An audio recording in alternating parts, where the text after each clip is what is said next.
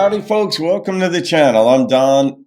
We've got an interesting one now because I did a reaction yesterday. Montauk Ed had made a gift to the channel for me to do Hillary Klug's version of Oh Susanna. And she does this style of dancing that's called buck dancing. I was kind of calling it clogging / it really wasn't tap, but it is tap. And then Renee Mooberry made this gift for me to do this. So, Renee, thank you for this. And it's Emmylou Harris and Jack Christian go buck dancing. Because I made a comment like something about the style of dance. Because I used to own a dance studio with my now ex-wife. She was the dancer, but I worked in the business very intimately for 20 years. So anyway, Renee said, "Hi, Don. I had seen this a few months back and wanted to submit it to you, but now seems like the appropriate time. The style of dancing that Hillary is doing is called buck dancing." That was the other one. "In this video, Emmylou Harris is taking buck dancing lessons. There's another video of Emmylou dancing with Bill Monroe, yada, yada, yada." So let's see Emmylou taking buck dancing lessons. Because I want to learn line dancing. I had done a little bit of it, very little bit of it a long time ago. Country line dance. First of all, I want to tell you folks that this is the best student that I have ever had. I told her to say that. I said, you better come out and say that. It's true. But the type of dancing that we're going to do, people get, they tend to call it clogging, and those are fighting words to Jackie, so I want her to sort of explain the difference. Okay. The older style of dance in the South was called buck. And for all you folks that don't understand a Southern accent, it's like a B-U-C-K. And I've had people go home and say, "Harry, come in here. Emmylou Harris is going to buck dance." So we're going to enunciate that for you, but it's buck dance. And it's a little bit different than clogging. It's the older form. It's like the acoustic music, and when you electrify it, it becomes clogging. Clogging was not even used for Southern dance until the 1930s, and that was in the square dance form. So what we're doing is a rhythm dance. It's real close to the floor sometimes, and when you exaggerate it, you really exaggerate it. All right, so we're going to have the boys play it, and we're going to show you a few of these steps. All right. Right. Yeah. Look at what she's wearing.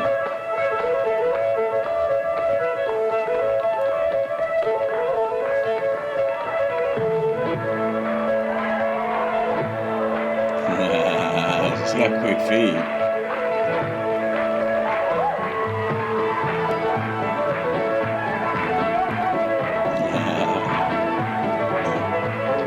Cool boots. She's got on tap shoes.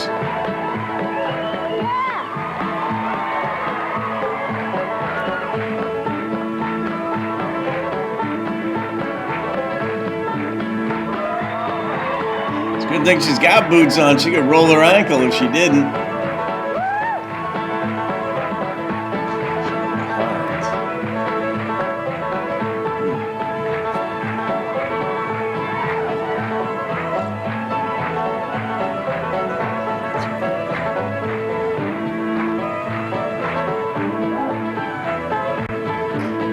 I had taken an adult tap class for a year in my studio.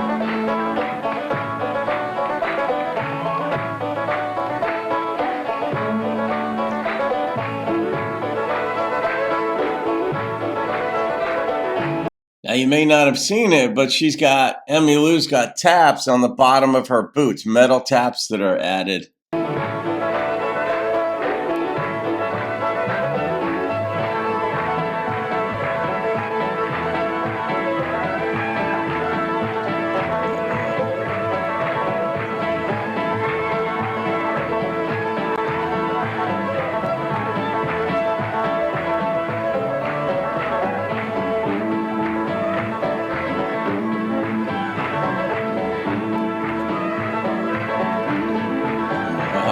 Foot, nice. You have to be in shape to do this.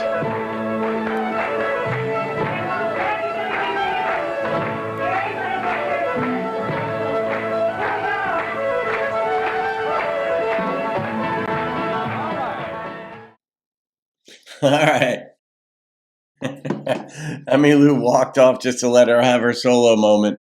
The camera might have been saying, okay, it's the end of that segment, but you do have to be in shape to do that. So when you see performers on stage in any genre, it doesn't matter whether they're singing and they're dancing, they are in phenomenal shape.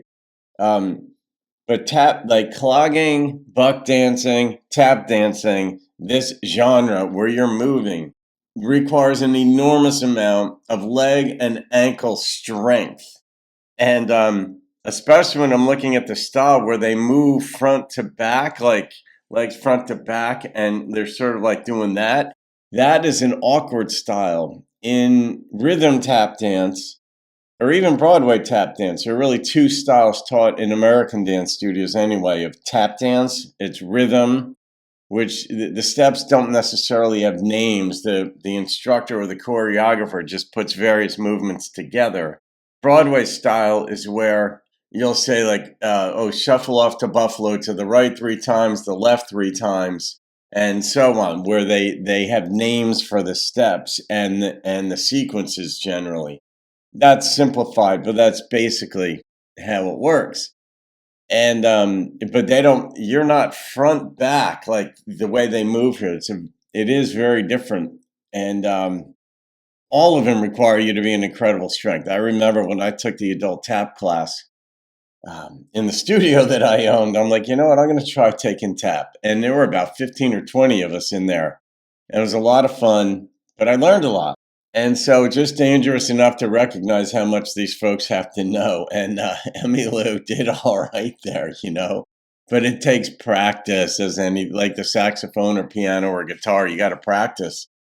All right, I'm not going to rate that one, Renee, but I am going to put that in the documentary playlist because we just saw a documentary of Emmylou learning to buck dance. So, Emmylou, should you see this, feel free to give it a thumbs up or comment. Congratulations. That was a great outfit you was wearing.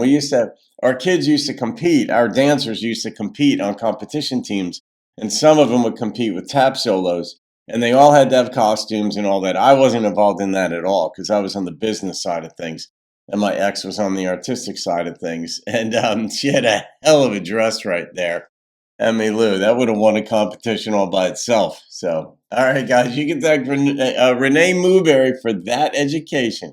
Did you ever buck dance, Renee? This is a good question. Let's hear it. All right, guys. Have a great day. See you on another video. Keep rocking the country.